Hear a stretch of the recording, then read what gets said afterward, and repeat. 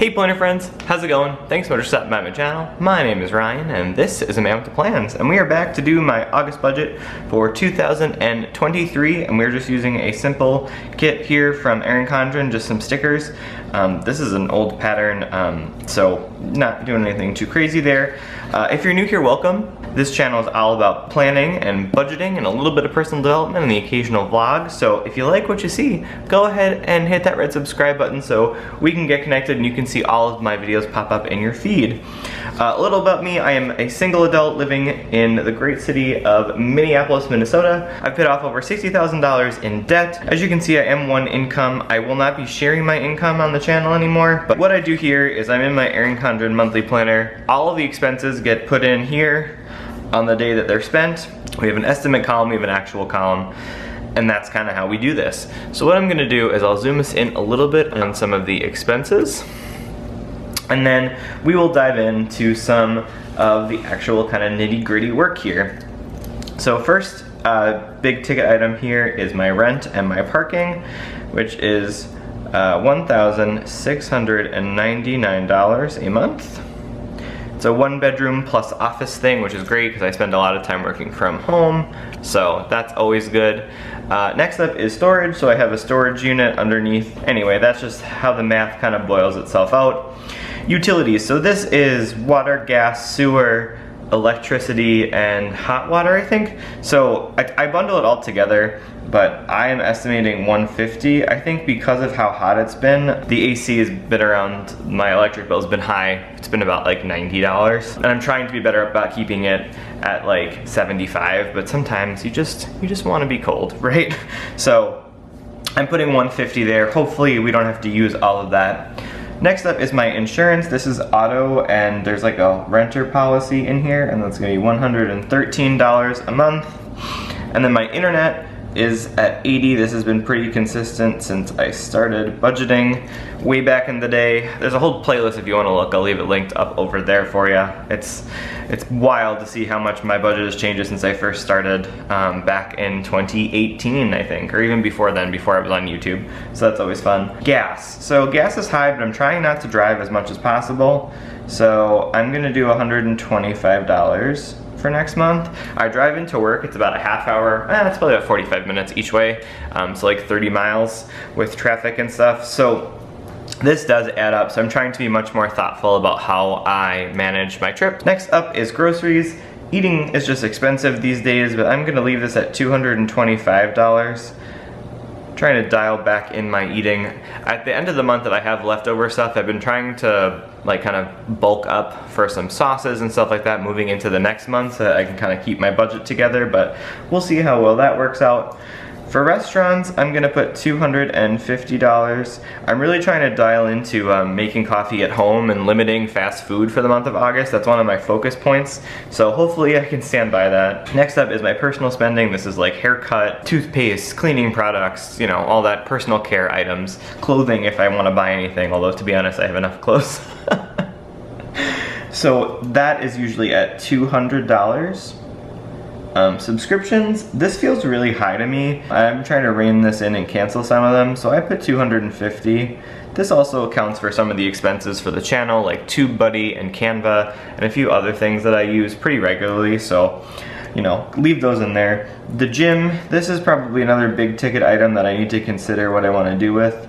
I currently go to Lifetime, and it is expensive, but I really like having a gym membership, but I have a gym downstairs, so do I really just need to kind of let things roll? Oh, next up is my sinking fund. $475 goes towards that, and I have a video all on my sinking funds. I'll leave that linked over here. Basically, the idea is you put a little bit of money away every single month, and then you can pay for things like your car tabs when they come due and stuff like that, and it doesn't have to kind of bust your budget. Next is my Roth IRA, which is $550 will go in there for that.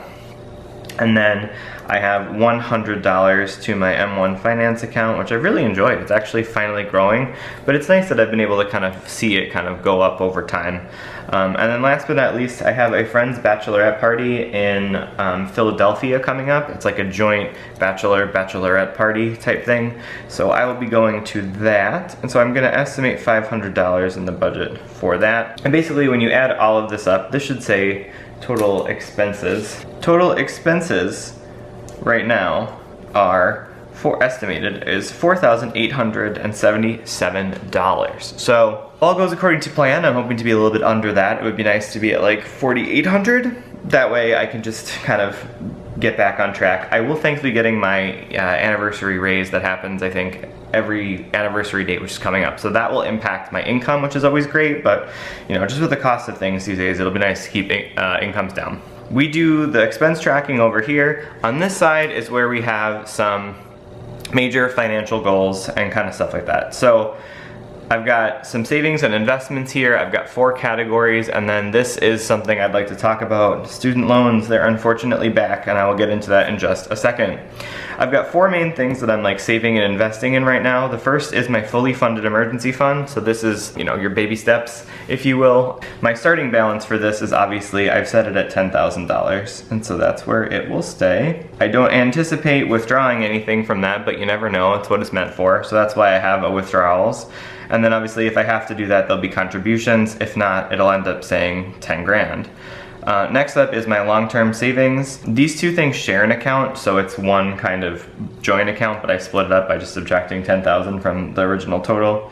So this is currently $25,124.49. It's not too shabby, it's always nice, and we generate a little bit of interest. So in the event that I need to pull things out of here, I can go ahead and do that, and then I actually contribute regularly to this just outside of my paycheck and everything like that. So we've got all of that, and then there is a little bit of interest that accrues over time, so we'll add that up, and then our ending balance at the end of August. We'll go ahead and put that in there. Okay, so my Roth IRA is currently at its $15,709.63. I've generally been contributing like $550. I should have been, and it looks like I'm a little behind because when I do the math, total contributions for this year are, which is a strange number, $2,531. And so when that's out of 6,500, that leads us to, oh, this is in the wrong. Oh well, I'll fix that in a minute. Our percent complete then would be 38.94. So a little behind since we're entering the 8th month of the year. So might have to do a little bit of catch up, which is why if there's leftover income, that will work great. Then last but certainly not least is M1 Finance. This has been something I was just playing around with, and I've been putting like, I think it's $50 a paycheck in here just to kind of start seeing if it can grow. I haven't made a ton of crazy moves, but overall it's $5,276.49. And overall, I'm checking the app. I don't know if you guys use M1 Finance, but I like it for fractional shares. It's one of those things that I've just kind of enjoyed doing. So in terms of cash flow, I've deposited $4,677.32. And then market gain is $593.33, but then I gained $152 in dividends. So currently, I don't know how this happened over the course of a couple of years, but we're at 31% return, which is bananas. But it's been one of those things that I've just been kind of like chipping away at. So over a year, we've done a little bit better. So yeah, it's just, and then you can look at some of these graphs and stuff like that. So I think this is really neat, and if you're interested in using M1, I will leave a link down below in the description so that you can actually get yourself a referral bonus as well. And here's kind of how some of the stuff is allocated. I have some dividend stocks and a couple of Vanguard things, and then in here, let's see what we've got. I've got Apple, a little bit of JP Morgan, some Home Depot, Stag Industrial, McDonald's, Realty Income, Costco, Johnson & Johnson, United Healthcare, Microsoft, Pepsi, AbbVie, Starbucks, and ExxonMobil. Just basically, they're pretty balanced at the moment, but I've just kind of been putting stuff in there along the way. If you want a more in-depth like review of this type of stuff, let me know and I will kind of share it. I don't pretend to know a whole lot about this, but it's just fun. Planning on contributing $100 this month to that, and I'll let you know how things go in terms of growth and stuff like that. Now for the unfortunate news. Bum bum bum. My student loans. So last year, when all of the hubbub around student loan stuff came out, I asked my original provider, which at the time was Great Lakes, for my refund, right? We were eligible to get that refund of payments made through COVID.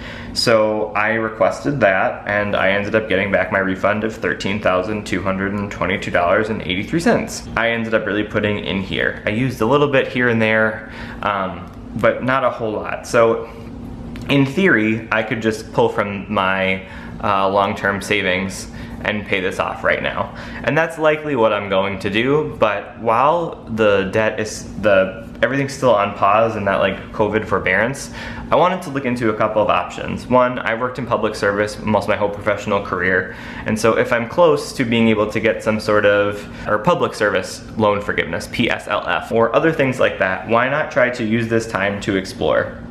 So my actually main money goal this month is to look at my options for student loan payoff, knowing that I have enough kind of sitting in my long-term savings and my emergency fund to be able to just pay the darn thing off right from the jump and not have to worry about it. But I felt like it was dishonest for me to not put this on here as a way to address kind of what's actually happening. This happened to a lot of folks.